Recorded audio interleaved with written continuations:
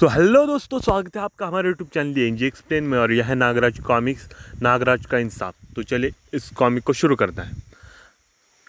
पिछले अंक खूनी खोज व खूनी यात्रा में आपने पढ़ा कि नागराज विश्व के बड़े बड़े अपराधियों का खात्मा करता हुआ इस बार अमेरिका व पश्चिम यूरोप के सबसे ज़्यादा खतरनाक गैंगस्टर विलियम की तलाश में न्यूयॉर्क में जा पहुंचा था।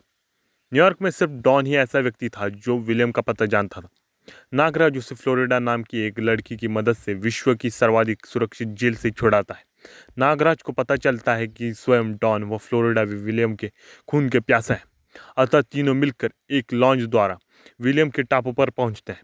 टापू पर पहुंचते ही उनका मुकाबला होता है शिकारी कुत्तों की एक विशाल फौज से।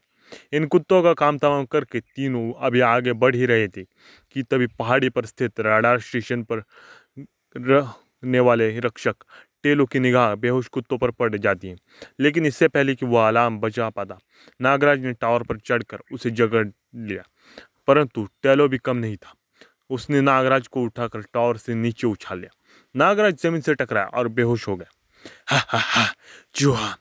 टेलो इस बात से अनभिज्ञ था कि उनकी जंग के दौरान फ्लोरिडा और डॉन ऊपर आ चुके थे और डॉन टेलो को एक घूसा मार चुका था। लेकिन उसका विपरीत परिणाम डॉन के हाथ पर पड़ा। लेकिन डॉन के प्रहारों और फिर डॉन के प्रहारों का कोई भी असर नहीं हुआ। टेलो फिर थोड़ी देर बाद डॉन पर एक अपना ज़बरदस्त घूसा मारता है और दूसरी तरफ फ्लोरिडा डॉन पर हमला कर देती है। लेकिन फ्लोरिडा टेलो पर हमला कर देती है। Sorry, my mistake. और तभी उसने कंधे पर लटकी गन उतारी और फ्लोरिडा पर तान दी। मैं तुझे जिंदा नहीं छोड़ूंगा लड़की। नहीं। नीचे नागराज को होश आ रहा था। मुझे क्या हुआ था। फिर जैसे उसकी छठी इंद्री नीचे थी, नागराज टावर पर चढ़ा और अचंभित सा रह गया।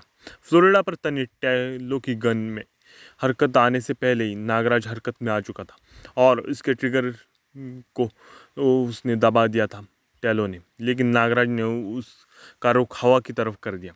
नागराज ने गन को उसके हाथ से छीना और पलटकर दोनों लाते टेलो के चेहरे पर जड़ दी।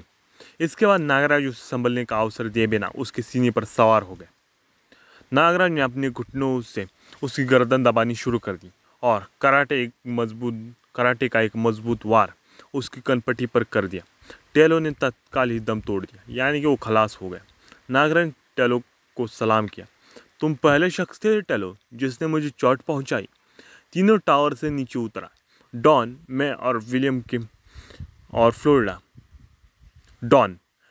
फ्लोरिडा विलियम के महल में जाएंगे। इस बीच तुम्हें विलियम का मिलिट्री हेडक्वार्टर ध्वस्त करना है। हर महत्वपूर्ण इमारत व रास्तों पर ठीक 5 बजे फटने वाले टाइम बम फिक्स करने हैं और अंत में बर्ड रूम में प्रवेश होकर मिसाइल लॉन्चर का रुख विलियम के महल की तरफ करने के बाद ठीक 5 बजे मिसाइल दागनी है। लेकिन नागराज, अगर तुम 5 बजे से पहले महल से निकल न सके तो जानते हो क्या होगा। मैंने बहुत सोचा है दोस्त, लेकिन महल पर मिसाइल छोड़ना बेहद ज़रूरी, क्योंकि हो सकता है हम दोनों विलियम को मारने में सफल न हो पाए। तीनों पहाड़ी से उतरकर एक सड़क पर आ गए। छुप जाओ, लगता है कोई वाहन ऊपर आ रहा है। जैसे ही जीप नज़दीक आई, नागराज उसके सामने आ गया। रुको। ड्राइवर ने जीप रोकते ही नागराज पर पिस्टल तान दी, लेकिन नागराज ने उसका काम तमाम कर दिया अपने घीसट सैनिक की मदद से। डॉन ने ड्राइवर के कपड़े पहन लिए और तीनों जीप में बैठ गए। फिर नागराज ने जीप वापस घुमा दी। नागराज ने डॉन को हेडक्वार्टर के पास ही जीप से उतार दिया। अलविदा नागराज, जिंदा रहे तो लॉन्च पर फिर मिलेंगे। माय फ्रेंड, मानवता की रक्षा के लिए लड़ते हुए मरने वाले कभी नहीं मरते, बल्कि अमर हो जाते हैं।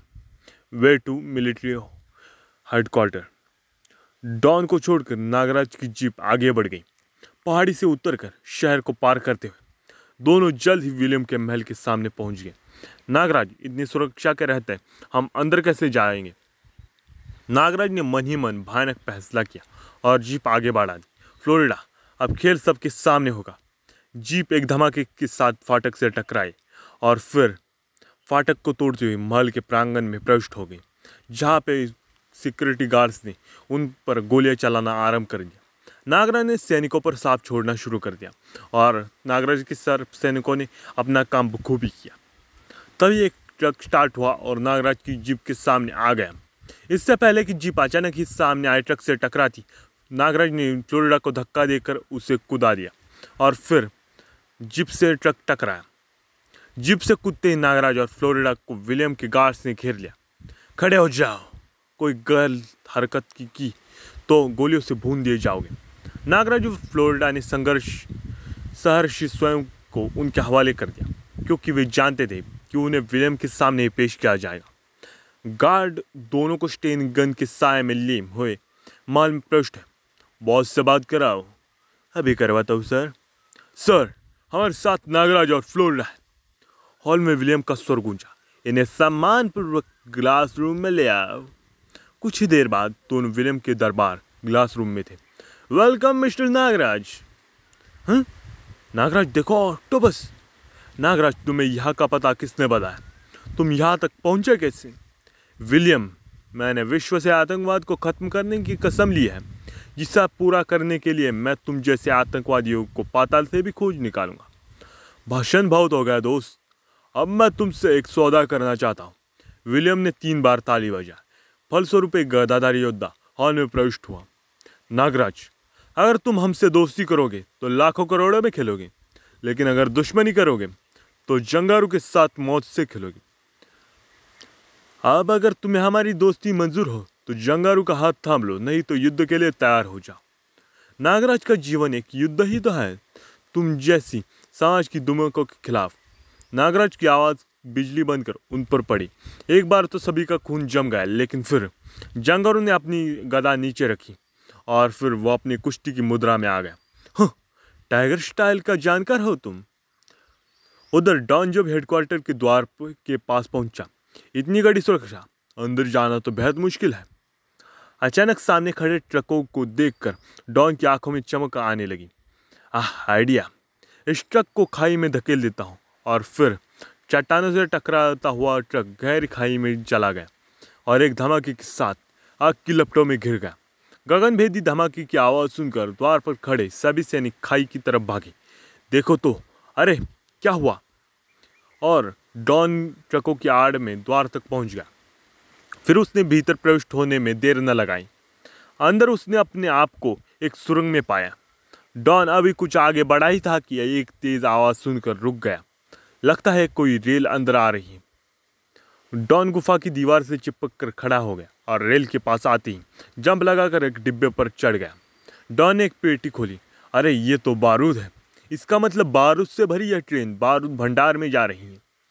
डॉन ने अपना बैग खोला और एक टाइम बम निकाला। 3 बजे है, 5 बजे का टाइम फिक्स कर देता हूँ। आगे सुरंग खत्म हो रही थी। डॉन डिब्बों के बीच में छुपा हुआ था। अगर ये पेटी 5 बजे तक बारूद भंडार में पहुंच गई तो अकेले ही विलियम की आधी लंका ढहा देगी। सुरंग के बाहर आते ही डॉन रेल से कूद गया। रेल के जाने के बाद अब मुझे सैनिकी छावनी का संबंध बाकी टापू से तोड़ना है और इसके लिए इस गुफा के मुहाने पर टाइम बम फिट करने होंगे। ठीक 5 बजे टाइम बम फटेगा और गुफा का मार्ग बंद हो जाएगा। इसके बाद डॉन सामने नजर आते एक छोटे पहाड़ पर चढ़ने लगा और कुछ ही देर बाद वह पहाड़ के ऊपर से घाटी में फैलती हुई छावनी का दृश्य देख रहा था। पुल के बिना किसी की भी नजर आए ऊपर से पार करना असंभव है। मुझे पुल को नीचे से लटक कर पार करना होगा। डॉन चट्टान की ओर से निकला और पहाड़ी उतरने लगा। एक लंबा चक्कर लेता हुआ वह पहाड़ी से उतरता रहा और फिर बढ़ता हुआ ठीक पुल के नीचे आ गया। पुल पर बंधे मजबूत रस्सों के सहारे लटकता हुआ डॉन आगे बढ़ने लगा। पुल के ठीक बीच में पहुंचकर डॉन ने अपने बैग से एक और टाइम बम निकाला और पुल पर फिट कर दिया। इसके बाद डॉन उसी तरह मुंह के मौत के झूले पर झूलता हुआ दूसरी तरफ पहुंच गया। नीचे से एक लंबा चक्कर काटता हुआ डॉन सड़क पर आ गया। ओह, 4 बज गए। मुझे 1 घंटे से पहले ही ब्लड रूम तक पहुंचना है। अभी वह ब्लड रूम तक पहुंचने के बारे में सोच रहा था कि सामने से आते 2 ऑफिसर्स ने उसे सैल्यूट मार दिया। ओह, इसका मतलब मैंने काफ़ी बड़े ऑफिसर की वर्दी पहनी हुई है। अब डॉन कुछ निश्चिंत हो गया था। उसने सामने से आती हुई एक जीप को रुकवाया। मिस्टर, मेरी जीप खराब हो गई, मुझे ब्लड रूम तक छोड़ देना। आइए सर। उधर विलियम के महल में जंगारू पर नागराज ने अपने बाएं हाथ के घुसे का एक प्रचंड प्रहार कर दिया जंगलों ने झपट कर उसका वापस जाता हाथ थाम लिया और तेजी से नागराज को घुमाने लगा। फिर अचानक उसने नागराज को छोड़ दिया और नागराज दूर जा गिरा। फ्लोरिडा ने नागराज को सहारा दिया, लेकिन नागराज ने कोई जवाब नहीं दिया। उसने बला की तेजी से जंप लगाई और अगले ही पल वह जंगलों के सामने पहुंच गया। उसने एक प्रचंड घुसा उसकी पसलियों में दे मारा। उसकी फ्लाइंग किक ने जंगलों के जबड़े को हिला डाला था। फिर नागराज ने उसे संभलने का कोई मौका ही नहीं दिया। उसे अपने ऊपर से उछाल फेंका। जंगलो उछलकर अपनी गदा के पास जा गिरा। जंगलो ने मजबूती से गदा थाम ली। अब उसकी आंखों में नागराज की मौत नाच रही थी। जंगलो ने गदा का भरपूर वार नागराज पर किया, लेकिन नागराज वार को बचा गया। गदा शीशे के फर्श पर जोर से टकराए। गदा के लगातार प्रहारों से फर्श कई जगह से टूट गया था। तभी नागराज ने देखा कि ऑक्टोपस ने फ्लोरिडा के पाँव को पकड़ लिया। नागराज ने नागरस्सी छोड़ी। बहुत हुआ दरिंदे, अब तेरा अंत आ ही गया। नागराज ने नागरस्सी को झटका दिया। गदा जंगलों के हाथ से निकल गई। नागराज ने आगे बढ़कर उसकी चोटी पकड़ ली। उसकी गर्दन में फंदा डालकर उस चोटी को फंदे की तरह यूज किया और जंगलों के प्राण फकीर उड़ गए। नागराज फ्लोरिडा को बचाने के लिए बड़ा ही था कि घबराओ मत फ्लोरिडा, मैं आ रहा हूँ। विलियम ने एक बटन को पुश कर दिया। फलस्वरूप शीशे का फर्श बीच में से फट गया और ऑक्टोपस अपनी आठों बाहों में फ्लोरिडा को जकड़ चुका था। नागराज ने नीचे डुबकी लगाई और टूटे हुए फर्श का कांच का टुकड़ा निकाल लाया। फिर उसने नुकीली शीशे का वार ऑक्टोपस की आंख पर किया। जख्मी ऑक्टोपस ने दर्द से झटपटाकर फ्लोरिडा को छोड़ दिया। इससे पहले कि ऑक्टोपस हमला करता, नागराज के हाथ से 8 नागरस्सियाँ निकली। 8 नागरस्सियों ने ऑक्टोपस की प्रत्येक बाह कस ली। अब नागराज की बाहें वो ऑक्टोपस के बीच में एक स्तंभ था। नागराज ने पूरी शक्ति बटोर कर नागरस्सियों को खींचना शुरू कर दिया और अगले ही पल ऑक्टोपस की 8 बाहें धड़ से अलग हो गई। नागराज पलट कर तैरता हो फ्लोरिडा के पास जा पहुंचा था। इस बीच विलियम तालाब के किनारे पहुंच गया था। विलियम ने नागराज पर स्टेन गन तान दी। वेल डन दोस्त, वेल डन। अब अपनी बहादुरी का इनाम पाने के लिए तैयार हो जा। विलियम ने स्टेन गन का मुंह खोल दिया, लेकिन गोलियां नागराज को छू भी न सकी थी। बीच में आभागी फ्लोरिडा जो आ गई थी। नहीं फ्लोरिडा नहीं, यह तुमने क्या किया? क्या तुम्हें पता नहीं है मुझ पर गोलियों का असर नहीं होता? नागराज मेरा बदला। नागराज फ्लोरिडा का शव लेकर बाहर आया। विलियम जानता है, अब तक सिर्फ तेरी हत्या करने के लिए ये जीवित थी। इसे मारकर यह ना समझ कि तूने अपनी मौत को धोखा दे दिया। तूने इसके साथ बहुत बेइंसाफी की थी। आज इसे जरूर इंसाफ मिलेगा। नागराज की आवाज़ ने विलियम को जड़ कर दिया। नागराज ने एक ही झटके में उसकी गर्दन उखाड़ दी। विलियम के मरने के बाद उसके सैनिकों को होश आया। अरे इसने तो मास्टर को मार दिया, मारो इसे, उड़ा दो इसको। लेकिन नागराज ने उनको ठहरा दिया। सबके हथियार उठे के उठे रह गए। मूर्खों, मुझ पर गोलियां बर्बाद करने की जगह अपनी जान बचाओ। तुम्हारे मिलिट्री हेडक्वार्टर में 5 बजे के टाइम बम फिक्स किए जा चुके हैं। जॉब से आधे घंटे के बाद फटेंगे और ठीक उसी समय इस महल पर तुम्हारे मिसाइल लॉन्चर से मिसाइल्स भी छूटने लगेंगी। फिर न तुम रहोगे और न यह टापू। कुछ ही मिनटों में सारे टापू निवासी समुद्र किनारे खड़ी लॉन्चों की तरफ भाग रहे थे। नागराज ने विलियम के गुप्त कक्ष की तलाशी की। आहा, मिल गए सारे दस्तावेज। इनमें बाहर के देशों में फैले आतंकवादियों के पते व काले कारनामे हैं। नागराज ने फ्लोरिडा का शव उठाया। ओह, केवल 10 मिनट शेष है। शीघ्र ही मुझे विलियम के हेलीकॉप्टर तक पहुंचना है। उधर मिलिट्री हेडक्वार्टर में जीप ड्राइवर ने डॉन को ब्लड रूम के पास उतार दिया। ओह, 5 बजने में केवल 10 मिनट शेष है। मुझे शीघ्रता करनी होगी। थोड़ी देर में वह ब्लड रूम के सामने था। ओह, लगता है इस वक्त अंदर कोई नहीं। वॉल्ट के सामने पहुंचकर डॉन ने लीवर घुमाया। लॉक खुल गया। डॉन ने दोनों दरवाजे जैसे ही सरकाए। अरे बाप रे, यह तो सायरन बज उठा। डॉन तेजी से अंदर घुस गया। सब मामला गड़बड़ हो गया। वॉल्ट को अंदर से लॉक कर देता हूँ। डॉन तेजी से आगे बढ़ता हुआ कंट्रोल रूम में आ गया। ओह, 5 बजने में केवल 5 मिनट रह गए। उसके हाथ तेजी से विभिन्न यंत्रों से खेलने लगे। इधर सायरन ने सभी सैनिकों को सजग कर दिया। क्या हुआ? सब ब्लड रूम के बाहर जमा हो गए। रूम में इस वक्त कौन आ गया है? खोलो इसे। सर, यहाँ अंदर से लॉक है। गैस से काट दो इसे, quick, hurry up. Yes sir. 2 सैनिक वॉल्ट को गैस से काटने लगे।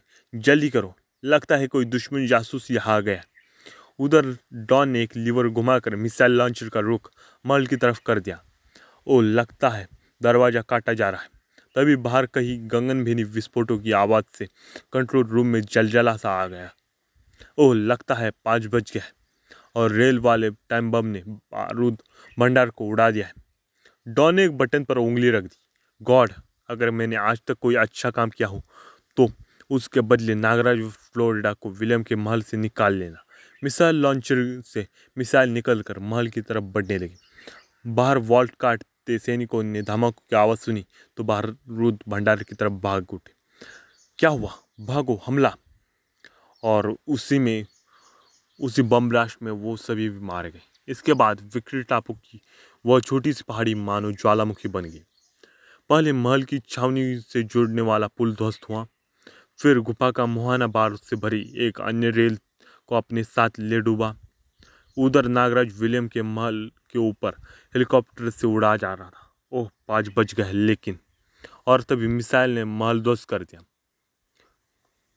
ओह Don, you are great. Nagraj का हेलीकॉप्टर चल दिया। उधर डॉन ने कंट्रोल रूम का पिछला दरवाज़ा खोला।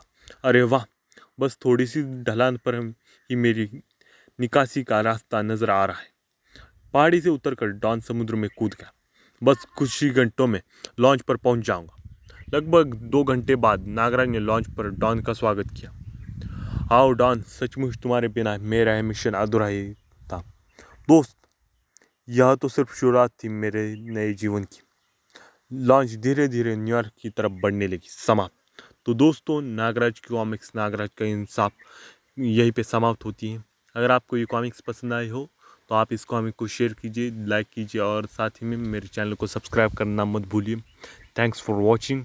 जय भारत, वंदे मातरम।